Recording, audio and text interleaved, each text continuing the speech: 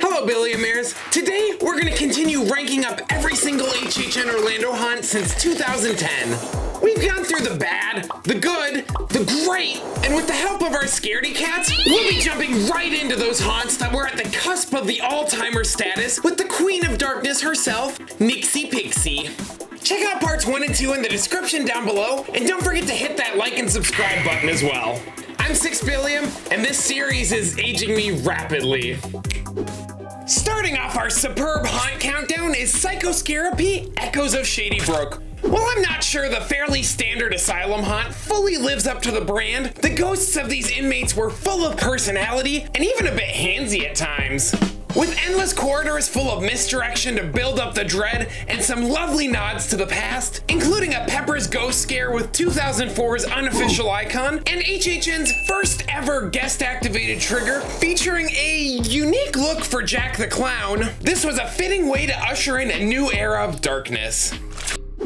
Dead Exposure, Patient Zero could have rested comfortably just on its concept and still have been a great haunt, but there was actually some surprisingly evocative scenic design. Those periodic strobes lit up minimalistic sets, and even the most basic scares were exponentially more intense. Like the illustrations from a popular book series, these nightmarish images were burned into our retinas for years to come, literally. With one of my favorite scares of all time and a genius finale, Patient Zero may not have been as groundbreaking as the 2008 original, but it still managed to create a distinct atmosphere that's not often seen at HHN. The original Walking Dead haunt, Dead Inside, was much better than I remembered. Walkers were literally everywhere, above, below, beside, and sometimes all at once. The approach of more is more wasn't groundbreaking, but it was exactly what this haunt needed. Successfully tackling the familiar beats of the zombie subgenre, quiet suspenseful moments, in-your-face action set pieces, and the surprise jump scares of seemingly empty locations, Dead Inside started off the franchise with plenty of life.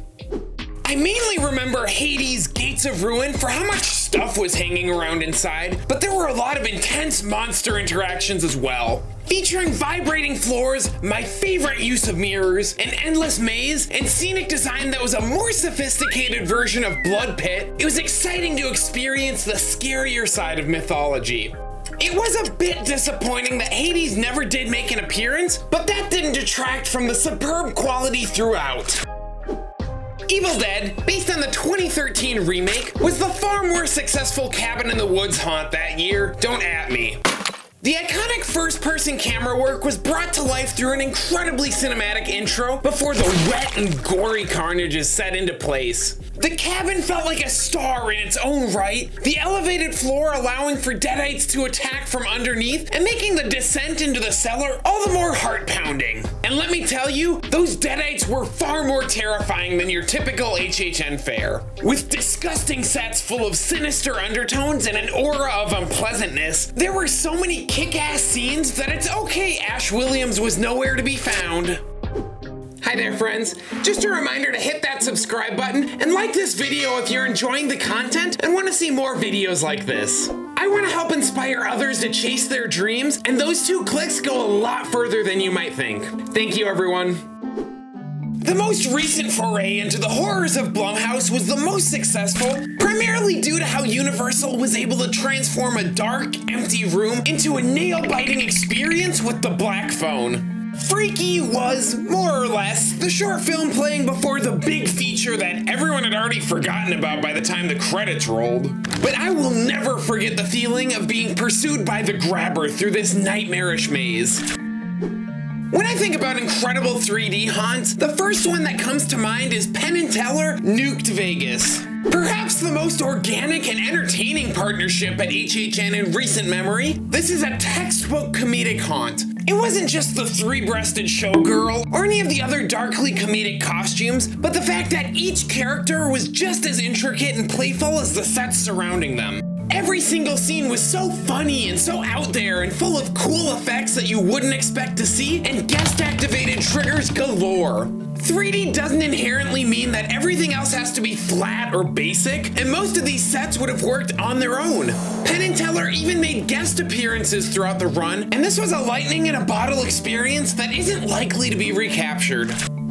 Horror Nights, The Hallowed Past, was the first HHN Orlando haunt that I ever experienced, and what a fitting way to start off this chapter of my life. Walking through a warehouse full of props used since the beginning was a dream come true, and almost like a game, wondering what props would pop up next, and getting to experience some white whale properties like Dead Exposure, SS Frightanic, and the Body Collectors was pretty cool. Showing an incredible respect for these twisted original creations and unlikely partnerships throughout the years, The Hallowed Past really was the best of both a lights-on tour and a gripping HHN haunt. 2016's The Texas Chainsaw Massacre was grimier and far more visceral than the kookier vibes of the newer haunt, but it was also far more timing dependent. I did get some solid runs with my favorite effect, Leatherface grinding his chainsaw against various windows before bursting through one at the end of the hallway, and overall the Sawyer household just felt a lot more uncomfortable, but not introvert stuck at a party where everyone is doing weird drugs uncomfortable. Bonus points for the crazy finale and the multitude of intense Leatherface scares outside of the sprung tent. I am very thankful that The Weeknd was able to bring his macabre after-hours nightmare to life, because the whole satanic metal band is such a tired haunt trope. While After Hours Nightmare did lose some steam in the final act, the many grotesque scenes, the memorable effects, and of course the one-of-a-kind soundtrack helped this haunt become something we hadn't quite seen before. Now I'm kind of breezing through last year's haunts because I spent months working on my first videos about HHN 2022, so check out those vids if you'd like a little more detail, and if you want to hear about any of these haunts in the expanded format, let me know down in the comments. Poltergeist is a prime example of a haunt that I desperately want to place higher, but it fell victim to its marketability. Most of this haunt is incredible and presented in a way unlike most IPs. Instead of creating a literal translation of the most memorable scenes, we got to see a lot of set pieces from a different perspective and experience some pretty cool stuff that was only alluded to in the film. Phenomenal puppet and effect work and some great scares. I mean, truly amazing stuff. But most IPs have that one gimmick room that just derails the pacing, and Poltergeist had that final clown hallway. We get it, it's a creepy clown, but it's just cheap scares in empty black sets at the end of a previously impeccable haunt. It undermines the ghastly strength of the finale, and I have to question why such a tacky scene was chosen to end this spectacle. Bugs Eaten Alive may lose some points for atrocious pacing, but once the haunt finally delivered on its premise, about 2 rooms too late, I've rarely had a better time at HHN. Disorienting and shockingly fun, I was thrilled to see actors back at the forefront with amusing character interactions, and I honestly can't wait to see a sequel. The Orphanage, Ashes to Ashes, was an insanely atmospheric haunt featuring Cindy Kane, who did a great job of burning away any memory of this haunt. With floating ghost children and a literal fire effect, The Orphanage was one of the creepiest haunts that you never experienced. I really never understood all the hate for Depths of Fear. Sure, it wasn't BioShock, but when the intro scene was that good, who cares if the only way to go is down? I agree that the mouth brooder masks were pretty clunky, and I feel for the actors who had to wear them every night. But they managed to pull through and deliver with those scares. Each scene was crafted brilliantly, and the urgent sound design kept everything moving quick. Yeah, it was pretty short, and the water effects were little more than just a gimmick. But after 10 years of attending the event, HHN Orlando managed to blow me away with something I'd never seen before. Continuing with the nautical trend, Dead Waters was a similarly short but staggeringly more detailed experience. I really don't think many haunts have felt more immersive, as each scene just nailed those perfect sightlines and captivating details through layers of texture upon the closed-in sets. The scares worked well, but needed a little more variety to complement the stellar atmosphere. My only real gripe is with the riverboat interior. It's not a crime to revisit some cool scenes that worked well, but after seeing slanted floors in The Forsaken twice, Dead Waters had so much lore to explore in such a short length and really could have benefited from a cinematic scene instead of a reused set piece. I really enjoyed Universal's House of Horrors despite being a last-minute haunt. Bringing the classic classic Universal monsters to life in glorious black and white, the simple sets still manage to feel detailed and menacing thanks to the fear of the unknown. Flashes of lightning brought to life the horrors surrounding while crawling through the mummy's tomb, exploring Dracula's castle, or being deafened by air blasts from the Phantom's pipe organ. It certainly wasn't the best Universal Monsters haunt, but it still managed to be scary and memorable in its own way. Now this next one is a bit special because it represents the first haunt of my favorite year on this list, a year that still hasn't been represented. 2011. 8 haunts from a single year in my top 40? That's still nuts to me. Saws and Steam, Into the Machine still wasn't BioShock. Okay, maybe it was aesthetically, but it differed by featuring non-stop scenes of being fed through various torture contraptions, complete with whizzing saw blades and pounding flesh compactors. The opening scene still sticks in my mind, with the propaganda disappearing to show bodies on meat hooks about to be processed. Despite being a bit campy, the gore and intensity just never let up.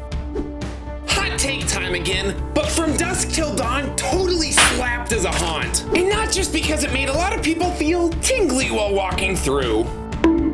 Finding that perfect balance between action-driven set pieces, sex appeal misdirection, and well-camouflaged scares is a tough ask, but this haunt managed to do it all within massive and elaborate sets. I mean, look at this shootout finale that just keeps going and going and going, wrapping around with scares and details everywhere. From Dusk Till Dawn is still a triumph for HHN, and proved that sometimes the forgettable properties make the best haunts. The Haunting of Hill House, oops, not that Hill House, resolved a lot of my issues with IP translations at HHN. An incredible facade showcasing the most iconic location? Check. Spellbinding special effects that brought unique scares to life? Check again.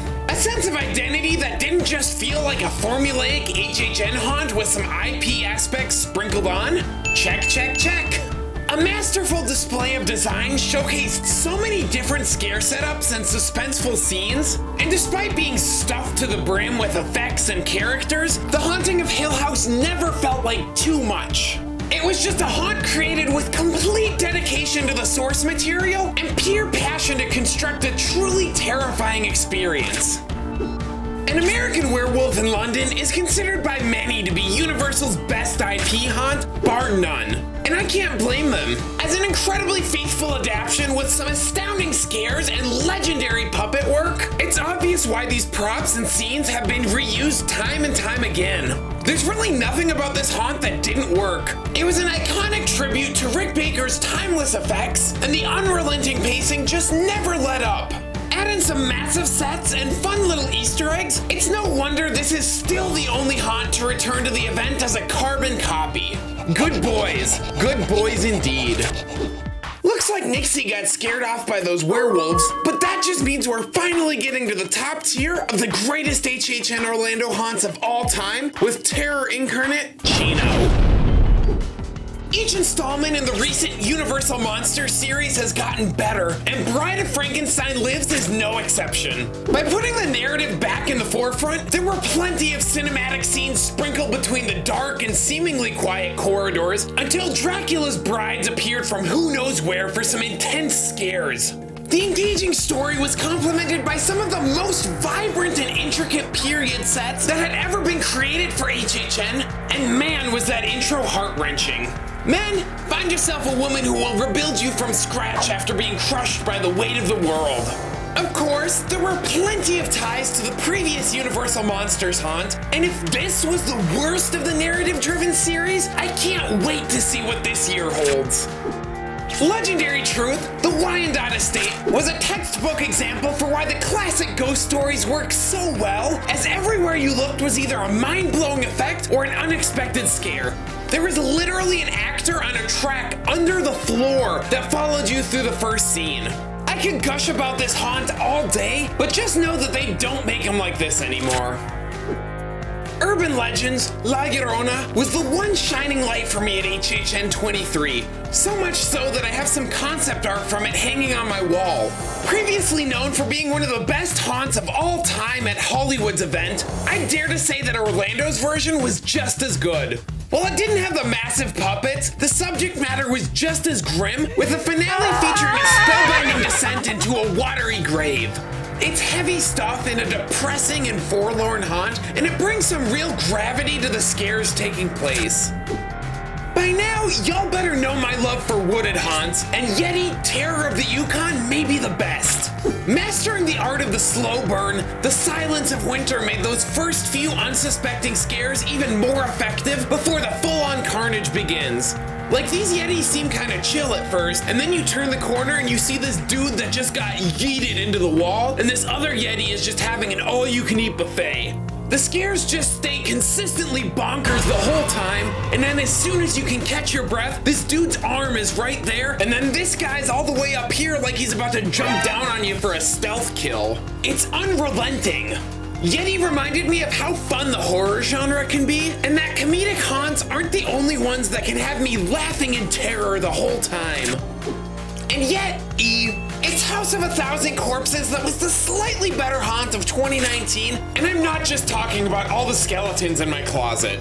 This was such a smart idea for a haunt because the film contains minimal effects and a lot of small sets, which meant that Universal was able to create a long, claustrophobic experience that was still brimming with detail and a natural flow between scenes. There was still enough room for the plot to breathe, and for some of those more boundary-pushing scenes to maintain their intensity. It's still a bit astounding to me how many long, distinct areas this haunt had without ever letting up in the pace. And all that grotesque imagery was just the cherry on top. And there you have it, folks. 30 of the greatest haunts of all time left to go. But what will come out on top is number 1. If you want to see why I dunk so hard on IP haunts sometimes, check out this video I made about the evolution of Michael Myers at HHN Orlando. Until next time, folks, go make a positive impact and make this world a better place. This is 6 Billion, signing off.